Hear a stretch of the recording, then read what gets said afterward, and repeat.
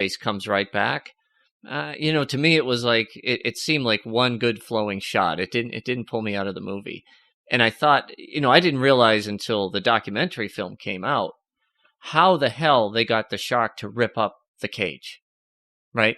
Because you see the chaos on the boat, you see all the churn below, and they're trying to save, the thing is collapsing.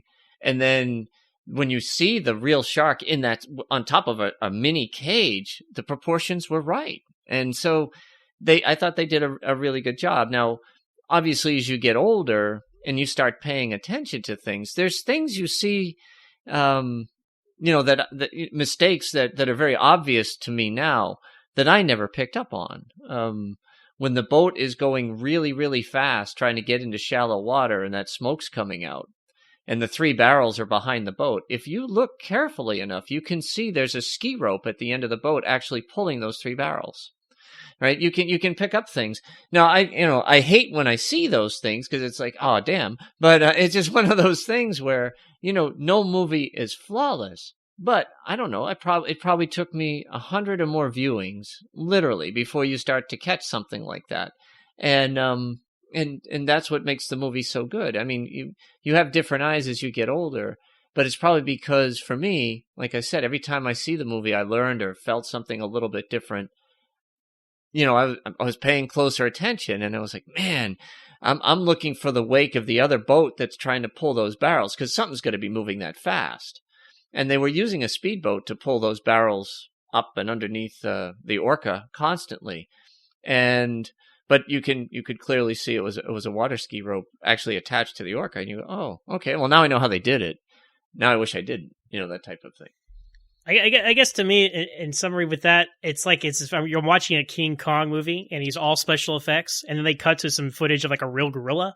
It would just take me out because I know it, like the Jaws shark looks a certain way and King Kong looks a certain way, and you can't just insert footage of a generic shark or a generic gorilla. That's kind of where I'm coming from with it. No, but that's how you see it. No, that's fine. I mean, I thought what Ron and Valerie Taylor did was phenomenal with the live footage shark, because they honestly thought before they started the movie, they asked, could they train a shark? They didn't know. When they were, yeah. Well, work for Flipper, it'll work for us, right? No, you can train a bear, you can train a tiger, right? Could they train a shark? Nope, not so much. But it's kind of funny. Well, based on what you said there, Ken, just one little thing you said there, Shatner definitely needs to make a documentary called Chaos on the Boat. Yes. Very good. Absolutely. Ken, did you have any final thoughts you wanted to add? Anything that we missed that you wanted to discuss? Because, I mean, there is so much to talk about for this. No, listen, I could go all night long talking about Jaws.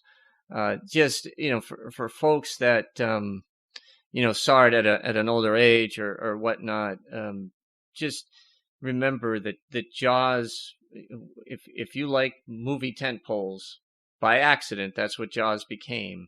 That's what started it all. Star Wars 2 years later, took over the top, but it was all about getting those movies out for the summer. So its impact was absolutely enormous on the film industry, how movies were made. And then some of the directors that are out there, Bryan Singer, Kevin Smith, and tons of others, Quentin Tarantino, they all got into making movies because of Jaws. So there's a lot of great films that originated or came to be because other folks saw what a masterpiece this was and tried to emulate that and actually, brought them into the movie making business. So it's it has a great legacy from that point of view. It really does. Bad Hat Harry Productions, Bryan Singer's production That's company, right. Comes from this movie. The scene where that's a bad That's hat, right. Harry, like from That's Jaws. Right. Well, for me, I love this movie. The characters are great. This is a perfect film, and I never tire of watching this movie. I watched them with Aubrey last summer, all 4 of them, when she was 8. And we just watched them again just now. We watched all 4 of them now that she's 9. We watched them again. And she loved them again as well. And, last year when she watched them, she thought all 4 of them were great. This year she's like, yeah, they get worse in quality. And it's like, now that she's a little older and I'm showing her a lot more stuff, she's starting to see that, some things are better than others. But, for it to hold up for an 8-year-old kid. Like, these all hold up for her. She said she thinks that the shark looks so realistic in all 4 of them. Through 9-year-old eyes, these are real lifelike sharks through all 4 of these movies. And I like watching them with her because they're fun. I like seeing her jump, and I think that Jaws is a perfect film, but it's a great family film because it's good for young age, like that 8, 9 age, because it's scary, but it's not really scary. It's a little gory, but it's not really gory. A lot of it is left to your imagination. There's quick cuts. They don't linger on them. Like, to me, the most disturbing shot is the leg, like you had mentioned there, yes. Zach, because it actually looks like a real leg. And the way that it pans down, it takes a couple of seconds before they show you that it's actually severed. Yes. Yes. And it's like, it's such an effective shot, and it still gets you. It's really, really good, and I love it, and I think it's a great film, and I'm so happy we're talking about it. And I'm glad we got to watch them again. Like, it gives me a reason to watch all 4 of these movies, Well, I wonder if the perspective would be different if you lived by the ocean. Yeah, like, we're in Saskatchewan, right? Which is, like, pretty far from any types of oceans. I mean, it's never really affected me from going into the ocean. I mean, I don't know how old I was the first time that I saw this movie, but growing up as a teenager and whatnot, I spent a lot of time with my dad on the ocean in Vancouver, right on the ocean. I was never afraid of going in the water. I'm not afraid of getting eaten by a shark. Like, for me, I know that it's a movie, and I know it's not an accurate representation of what sharks are, but that doesn't change the fact that it's a tense movie to watch while you're watching it. And, to answer your question, which I hadn't answered, Zach, yes, I do consider this a horror movie, because it is scary, and the primary goal of this movie is to scare you.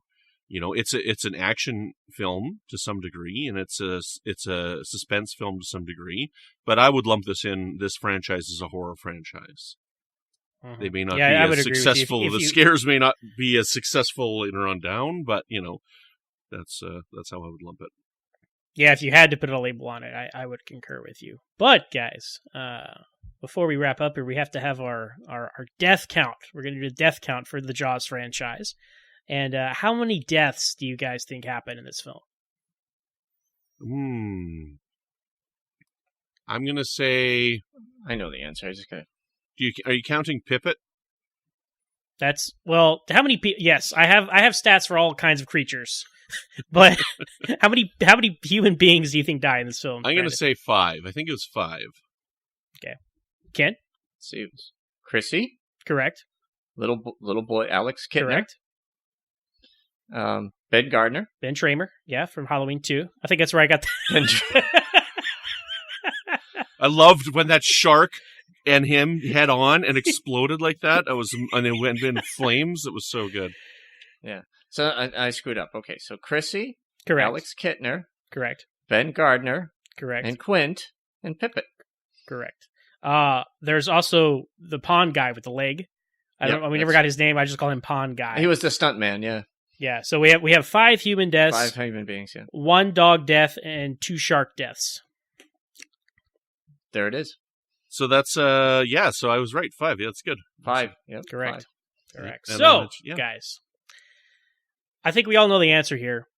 But out of 5 dorsal fins, Ken, how many dorsal fins would you give Jaws? 10. 10 out of 5 from Ken. Very good.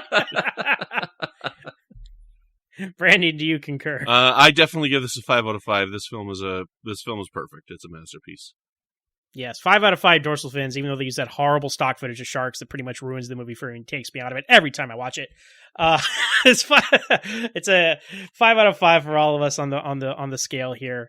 Ken, let me ask you: is this franchise fatigued at this point? If they continued on, pretend that you have not seen any of the sequels. This was the only one that you saw, right? Would you say that this was a dead franchise at this point? You say Jaws? Could Jaws lead to a sequel? Yes. Is that what you're asking? Yeah. Yeah. Oh, definitely. Yeah. Yeah. So this is not fatigued. Not fatigued. No, not after one movie. No. Brandon, what about you? Me, I would say at this point, I would say yes, because if this was the only movie that I knew, I couldn't picture them writing a sequel to this. So I would say that, yes, I think it would definitely be dead after this one here. Because this is a contained story. The shark is dead at the end. And again, we do know where it goes, and we do know some of the interesting plot lines that we're going to be privy to. But if I were to say that this was the only one, I'd be like, I wouldn't want to see a second one. See, this is always tough, this juncture of saying if the franchise is fatigued or not, because it's like the first film is so excellent. You're like, oh, we'd love to see another one, but is there story left? And it's like, well, if they could make a sequel to King Kong, right, they could make a sequel to Jaws. So at this point, I'm going to say, you know what? It's not fatigue. This is a top 10 greatest movie of all time. I'd be interested to see where they follow up with it. So for me, I'm going to say no, it's not fatigued yet. And we'll see how quickly those tides turn when we get to the next movie. You know, I got to change my two to say no. I got to change that. And I got to say, like, yeah, if I had heard, I'm going to say yes. Okay, it's not fatigued yet. So I got to change that aspect, because if people continued on with that train of thought, and I've said that a couple of times so far, this movie's so good, I couldn't picture them doing a sequel to it. Even though I love sequels, then we would never have any of the sequels that we end up, and why we have this podcast. So, you know what? I'm going to change that point of view going forward, and I'm going to say no. This is not a fatigued franchise. I'm glad you're going to be more positive for a change, Brandon. I know. I'm sick of you always bringing us down with your negativity at the end of these discussions. Tell me, Zach. Now, Ken, this movie's kind of led to a lifelong fascination of this film for you. Can you tell the listeners about your awesome collector's item that you got? Yeah. So a few years back, working with a friend of mine who know these folks out in Hollywood that go after collectibles, and I've got, Brandon, you were here, you saw what I had with Star Trek Beyond and a couple other things, same folks. When I was talking to them one time about what they had in the Jaws realm, they had an incredible collectible. It's literally an ore, and it has the signatures of the entire cast of Jaws, including Steven Spielberg and Peter Benchley. All certified, Robert Shaw, the entire cast, everybody who was in that movie that had a line practically signed that thing. Because they used to have these events called Jaws Fest on Martha's Vineyard. And they would invite the cast, and I don't think they've had it for a while. It comes and goes.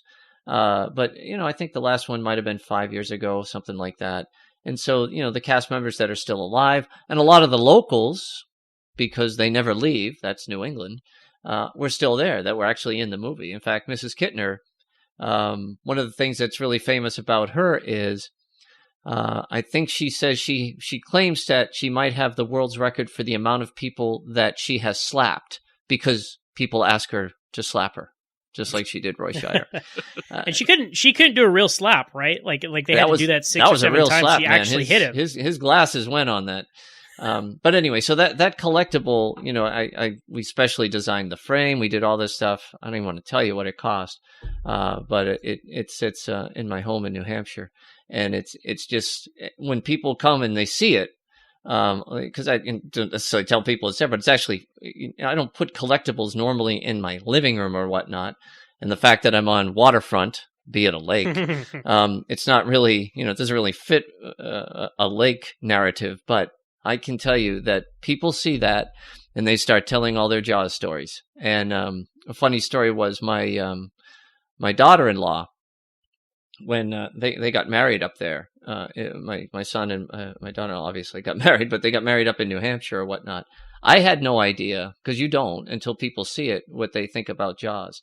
Her dad, her mom, and she and her brother, they used to play Jaws as a kid. Like, the couch would be their boat, and they'd be fishing for the shark, and they were telling me all these stories, and they just absolutely love the movie. And, to be honest with you, the only criticisms I've ever heard is like, oh, the shark didn't look real. And I'm like, I don't know what you were watching.